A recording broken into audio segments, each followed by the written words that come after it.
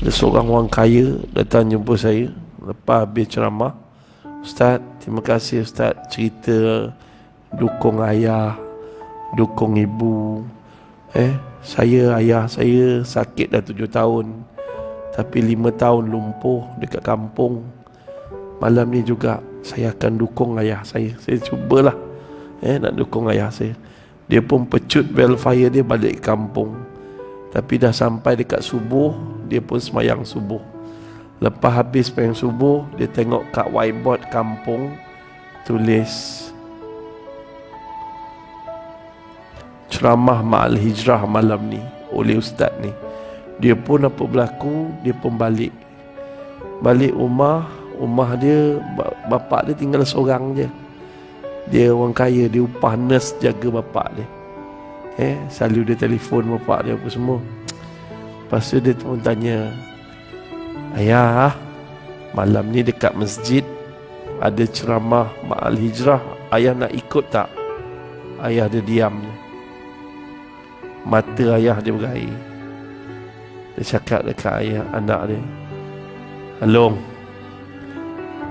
ayah ni ke orang masjid. Ayah ni orang masjid. Ayah memang rindukan masjid, Long. Cuma ayah tak mampu nak berjalan. Ayah lumpuh, Long. Ayah dah bosan dah tengok bilik-bilik, Long. Ayah rindu kawan-kawan ayah, Long.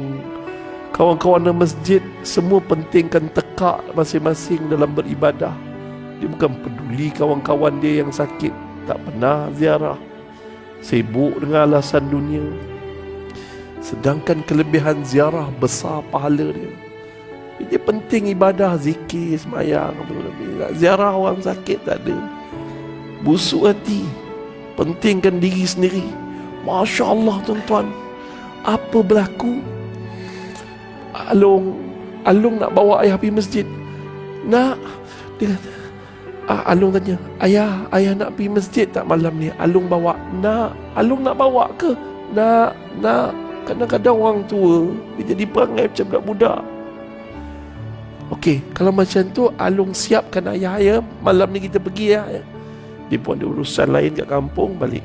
Malam tu, petang tu, nak bawa ayah dia pergi ceramah Ma'al Hijrah. Dia pun nak mandikan ayah dia dulu. Cita-cita dia nak dukung ayah dia.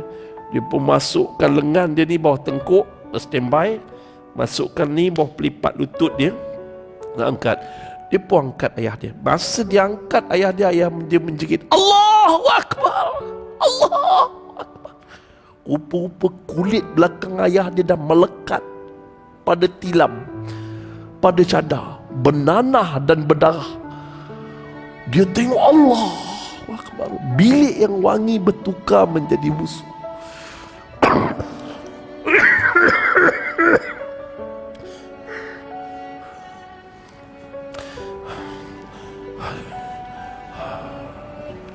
Bilik yang wangi tadi bertukar menjadi busuk. Amai tanya, Ustaz, apa nurse buat? Bukan bapak dia pun. Bukan semua nurse macam ni. Ada nurse pentingkan duit je. Tuan-tuan dan perempuan, apa berlaku? Allahumma salli alaihi wasallam. Dia minta maaf ke ayah. Maafkan Along ya. Ayah tak tahu Along macam ni. Tak apa, Long, tak apa. Ayah tahu semua anak-anak. Ayah sibuk anak 9 orang. Seorang pun tak pedulikan ayah. Tak apa, minta maaf. Jadi dia pun mandikan ayah dia, lap belakang ayah dia, tampal mana ni. Dia tak fikir. Yang penting dia nak dukung ayah dia. Dia angkat ayah dia, pakaikan jubah, letak atas kereta, atas wheelchair, bawa masuk Velfire, pecut Velfire, pergi masjid. Bawa pergi masjid, jumpa orang masjid, kawan-kawan masjid. Seronok. Wallahi Ustaz, sepanjang 7 tahun ni saya tak pernah dengar ayah saya ketawa gelak macam tu, Ustaz. Muka dia macam orang tak sakit, Ustaz. Dia gembira je, Ustaz. Seronok jumpa kawan-kawan lama dia, Ustaz. Ya Allah, suara dia riuh kat masjid.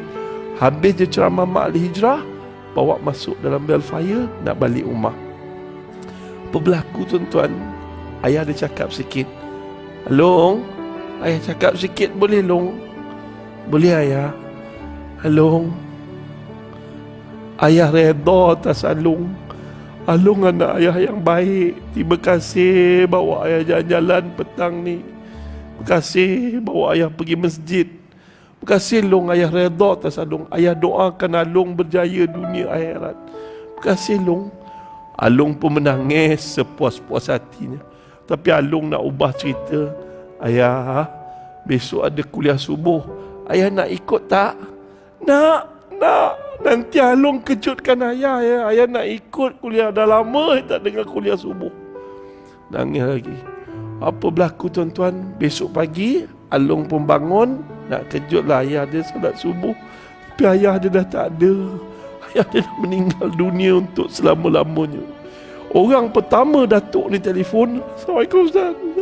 Ustaz, kenapa Ustaz? Dia marah saya. Tapi saya tak mendengar sebab marah dia dengan penuh tangisan. Saya kata tu nanti balik Kuala Lumpur ceritalah kat saya.